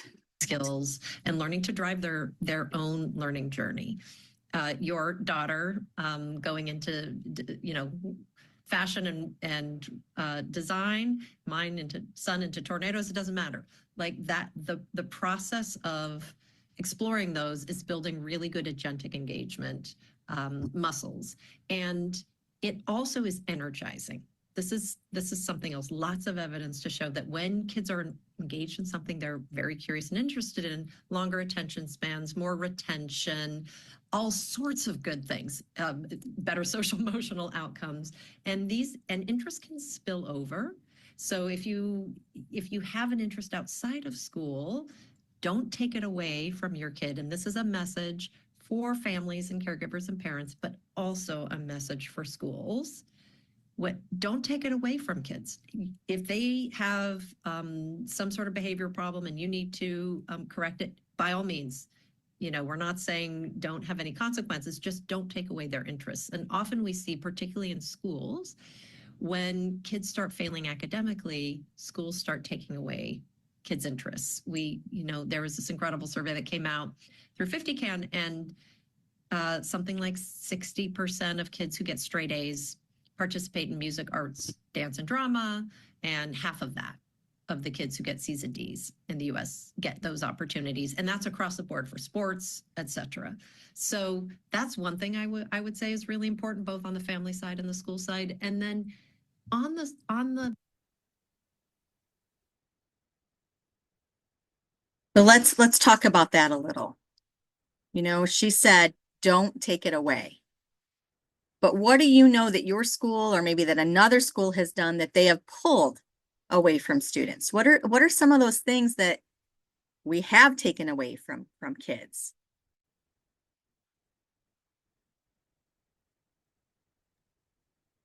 Well, we have our eligibility requirements for sports. If you're not academically eligible, you kind of lose that. So there's that fine line though of, I mean, that's a state rule. You got to be eligible. But I was just thinking, when you look at when my daughter graduated in 2022, they recognized the 12 sport athletes, and of the 12 students who were recognized for participating in a varsity level sport, they were also students who participated in music, and they all maintained like majority of them had 4.0s. I know a couple of them had like a 3.8, 3.9. So like they were engaged, they managed their time, they figured out how to make it work. And when you look at some of those other kids that just have all the time in the world, I know when I have all of the time in the world, I'm not as effective or efficient in because I got plenty of time to get that done. So that's huge. And I know like just from IEP meetings, having those transition plans, like getting those kids involved in something outside of the classroom to have that connection, whether it's a coach or an advisor, something to help them feel a little more connected. Because I mean, we see it all the time. Kids hate school. Like they just, why do I have to be here? I don't get it. And it's a means to an end, but it's too far away. They can't figure that out. So in chat, we've got, we've talked about, dances, field days, work permits, driver's licenses, right? But we haven't moved. So I don't know if that means we haven't taken them away or we haven't. Okay. So that may be something to consider if you're talking about taking those away. Is that really a good idea, right? Or could they earn it back, right? So Julie, when you were talking, you're talking about the sports, it made me think of a kid. Now, again, I was in high school quite a long time ago, but I remember a kid that I was friends with.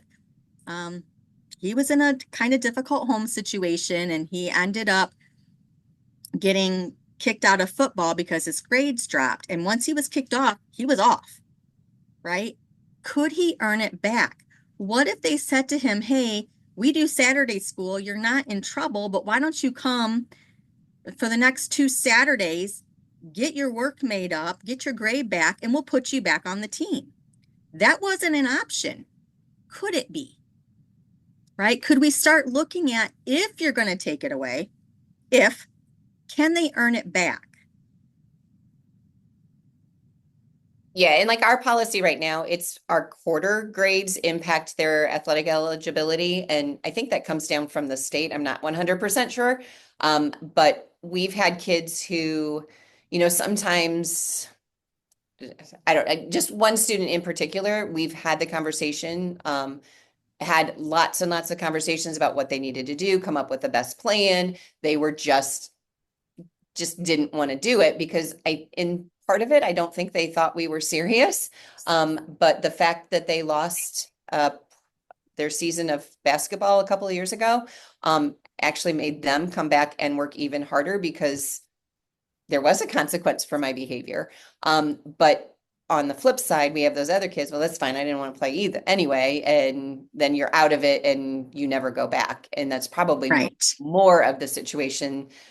That other student was probably more of an anomaly. But if you look at it and you can figure out, okay, we know you're not eligible. We're working with a 7th grader right now that you're not eligible right now. What you're doing is going to impact football. Do you want to do football? Yes. All right, let's come up with a plan. We're going to hold you accountable. You got to put in the time and the effort as well.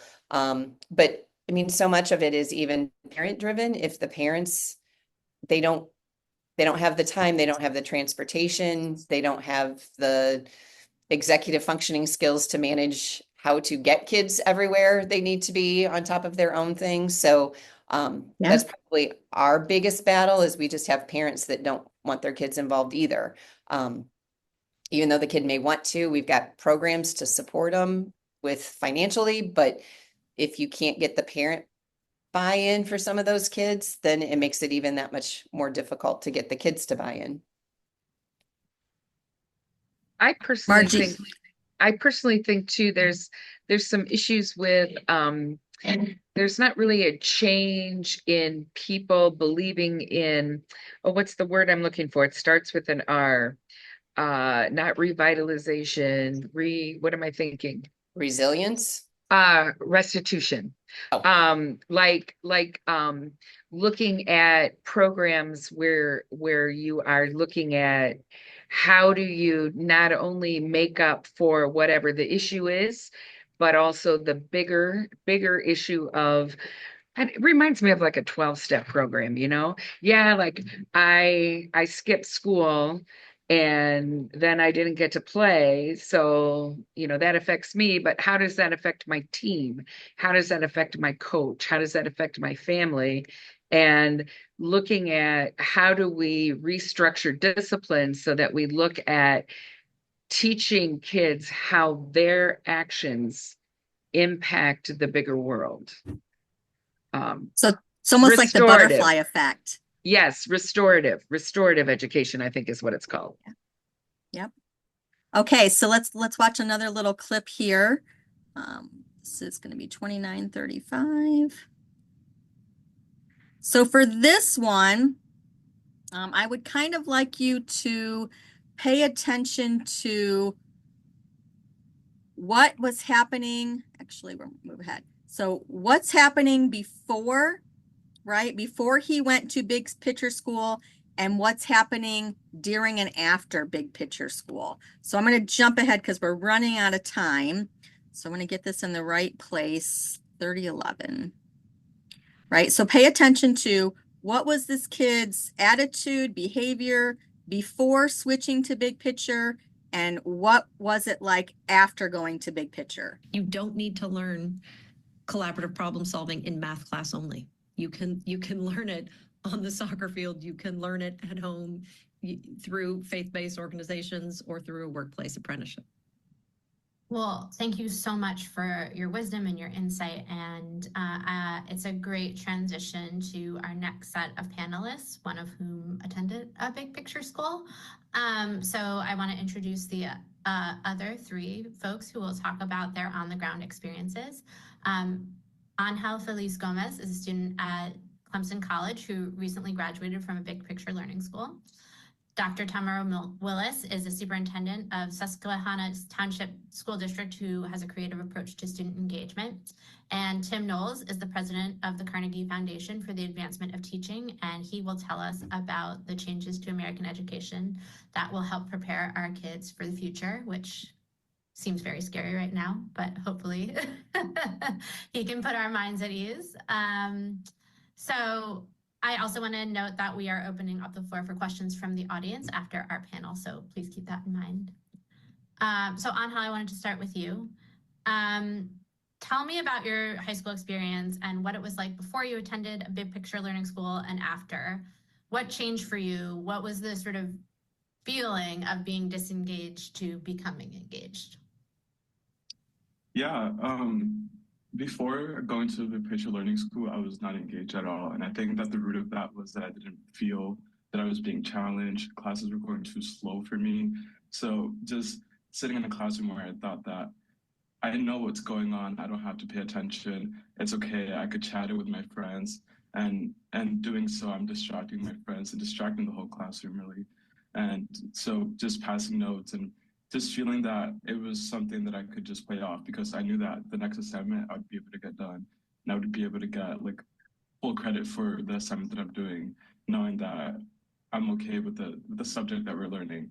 It was not something that I felt was engaging. I wasn't really relating what I was learning in the classroom to things outside of the classroom. I wasn't relating what I was learning in math to what I was doing in reading. And I think that's something that did change later on when I did go to a Big Picture School. It was not fun for me. I was skipping class. It was something that was more of a chore for me. My mom wanted me to go to class, so I went to class. I lied quite a bit to get through, to avoid some interrogation from my parents about school. When they asked me about school, I would be like, yeah, everything was fine. I would be able to tell them what we were learning, but not in detail because I wasn't paying attention in class. But when I made that transition to go into a Big Picture School, everything changed for me. The reason why I decided to go to this Big Picture School was because in 7th grade, I took a robotics class. And this was the first time that education was hands-on for me. I was so excited. I found that I was really good at it. I was really good at being able to code something to tell a robot to do what I wanted it to do. And it was fun, engaging, and it came with a lot of sets of challenges and everything. There was new aspects to it that I thought that I could master even more and I could still do a little bit more on. And so after that experience in 7th grade, I wanted to chase an educational style that was hands-on and would allow me to follow what I was interested in instead of going to a traditional school where I would just be another body in a classroom, not really paying attention, just taking tests, just remembering what's being taught in classroom for that test and then forgetting it after the test. I really wanted to have that collaborative experience of what I'm doing in the classroom. I'm gonna also be able to applicate it to other aspects of my life. So when I went to the picture school, that's exactly what happened. We had an independent learning plan, which is something that's actually remarkable to think about. I was able to sit there every trimester and think about what I wanted to learn, how I was going to learn it. I felt like they were investing in my education. They were spending the time with me to sit there, and we had a learning team composed of my advisor, our director, my parents came in, which is something that was also new for me. My parents weren't really involved that much in middle school. They knew that I should get my education done and get the homework done and do all this stuff, but they didn't come in and talk about it with me and think about things of how I could learn it myself. It felt like it was a fresh start for me. If I wanted to read a book that I was really interested in, I then had to go check at the library to see that if they had it, that my school was able to purchase it for me. So it really felt like they really cared for me at the time. When I had internships twice a week in that school, I was excited to apply the math that I was doing. I had an internship at first in an architecture firm. So as you could think, a lot of math is happening. I mean, geometry is really big in architecture. So when I went to math class, being able to think, wow, I could apply this when I go to my internship on Tuesday and show them that I could do this and I'm capable of doing that. So it was a big change. Overall, I felt happier. I was motivated to get up in the morning to go to class because I was excited about a project that I was involved in. It felt freeing for me. And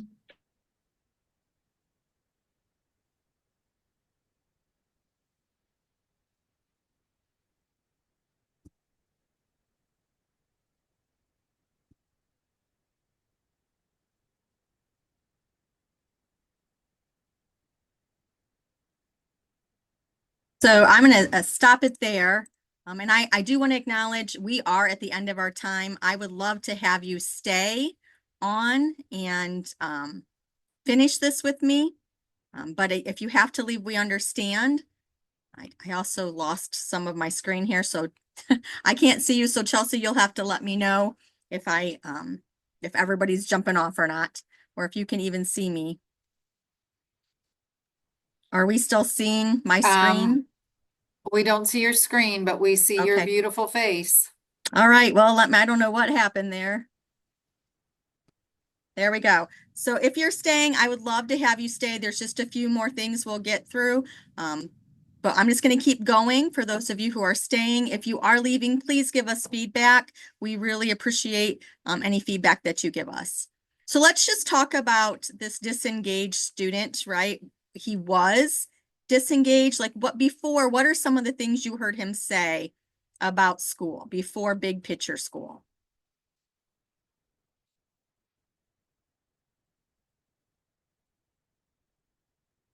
You can unmute, you can put it in chat.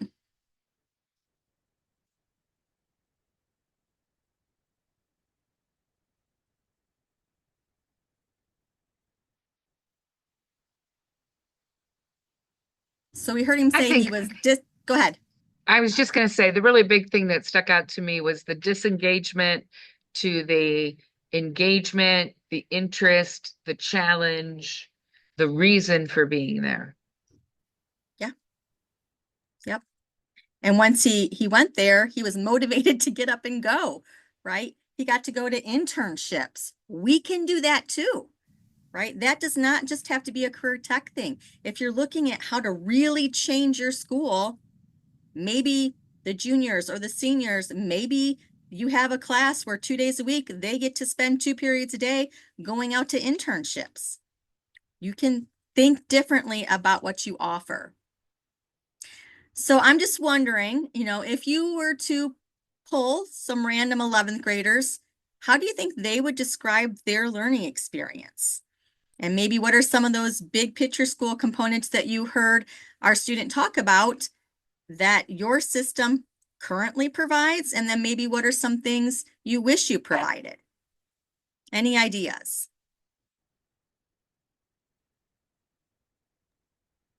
So we do offer an internship program for our students, and it does keep them engaged and doing the work that they're doing. We've got kids that go to our elementary and work with some of the teachers. We've tried to make it, because kids know what teaching is because they live it. Well, sort of live it, but they know what education is and they have a general idea. But like trying to get them out into car dealerships or insurance companies or banks or whatever, the hard part is some of that transportation. If the kids don't have transportation, getting them there could be a problem. And then depending on how their schedule is, a 45-minute period goes really quickly if you've got a 10-minute drive to and from. So just some of those types of things. But I think we see it with our kids that even go to Fort County. They don't like sitting in classes, just doing book work all day long. So getting out to get those hands-on experiences definitely encourage them, and they love it. We see grade points go up by probably a letter grade when they get out to Fort County. For most students, you still have those few. But I think looking at ways to get them engaged before they become helpless and hopeless, like that's the hard part. We've got those 7th, 8th, 9th, and 10th graders who can't see the forest through the trees because it's going to take me another 2 years or 3 years before I get to go to Fort County, which is why we're hoping with our new building that can kind of catch some of those kids before they get a little hopeless.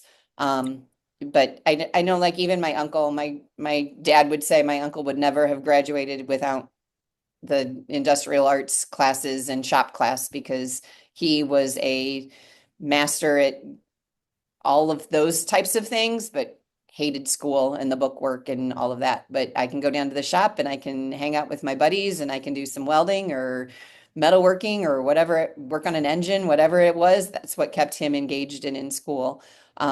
So those are the things, like, what do we need to have here to keep them engaged a little bit more? Yeah, I love that, Julie. Like, what do we need to have here? How can we get it to them earlier, right? Because we don't, even if they are thinking of going to the Career Center, it might be 2 or 3 years down the road. So what can we give them in place, right? In 8th grade, in 9th grade, in 10th grade. But I also want to put out the warning. Our career techs in Ohio are full.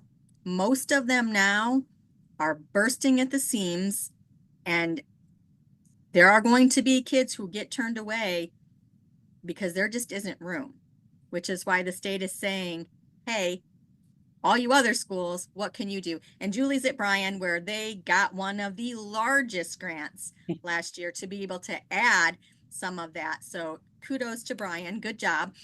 Yep. But that's kind of what we're saying is we got to start bringing some of this, what's great and happening in career tech, we got to bring that to every school in some way.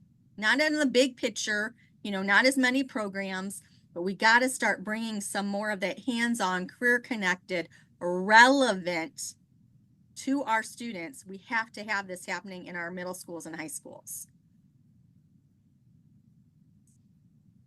So what might be your first step? Julie kind of talked about that. What can we do now to get this work started? How do I engage my colleagues in this discussion?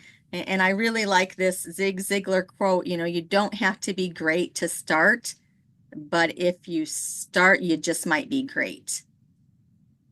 Right? So what are your thoughts around what you could do to start to engage your educational colleagues, your community friends on this idea of a school redesign? Anybody have thoughts or ideas? For me, like I said before, we've got a business advisory council meeting today. So I've got, 4 or 5 pieces of little papers with little notes to kind of have that conversation. I do want to go back and look at that video that you shared, like the whole video, just to see if there are bits and pieces to also share with our staff. It is that time of the year where everybody's ready to check out, but if we can get them plant a few seeds here or there while they go on their summer break and say, hey, let's think about some of these things. And it's just continuing to have those conversations during staff meetings when you're talking with teachers, just to plant whatever can, because and you don't have to take it all on yourself. Like I've planted seeds with some of the intervention specialists for different things and they've rolled with it and it's awesome and phenomenal. It's just like you have to be willing to let go of some things. It doesn't have to all be under your control or you don't have to be the one to do everything. So trust that they're going to also be inspired to do some things. Yeah, so that first step is just sharing and talking, starting conversations, right? That's a great first step. So in chat, if Chelsea, if you could drop the slides for today, and folks, if you are still on with me, if you could go to slide 40 or slide 41, depending on your last name, A to K or L to Z, and just type in there, what is it you think we should stop doing? What are things that we need to keep doing? And what should we start doing? Thinking about all of today's conversation, what should we stop doing? What should we keep doing? What should we start doing? So that is ready for you. Slides 40, 41. You should be able to just enter in content into those slides.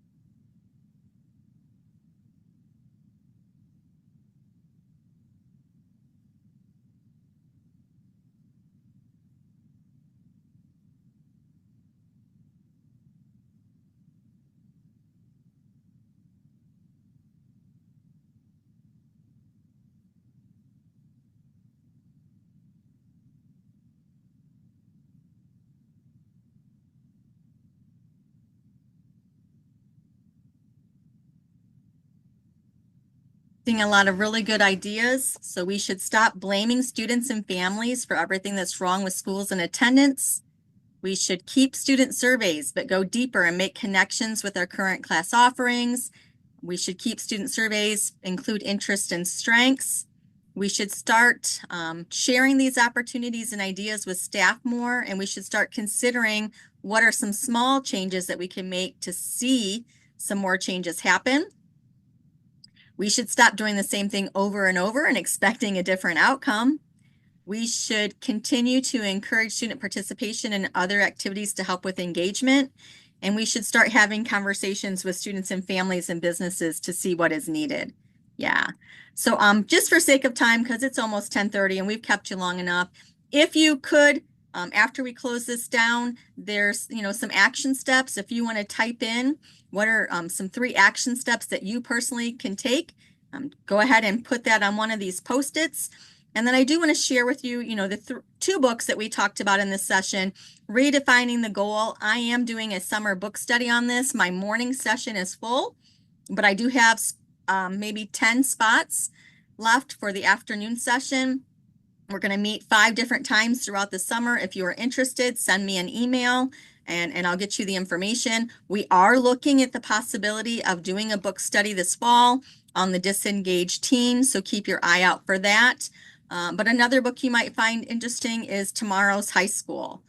And then also here's a link for you to that disengagement gap. That's that report that went along with the video that we watched, that panel discussion. So you have that as a resource. You know, I really thank you for those of you who stuck with me for these extra 15 minutes. I'm much appreciative. And if you could, make sure that you fill out the feedback form for us. But thank you for your time. I'm going to stick on this call if anybody has any other questions. But thanks for joining us. I hope you have something, a golden nugget you can take back and really look at implementation for next year. Have a great day. Thanks, Lisa. Always good. Thanks, Julie. Thanks, Lisa. Always fun.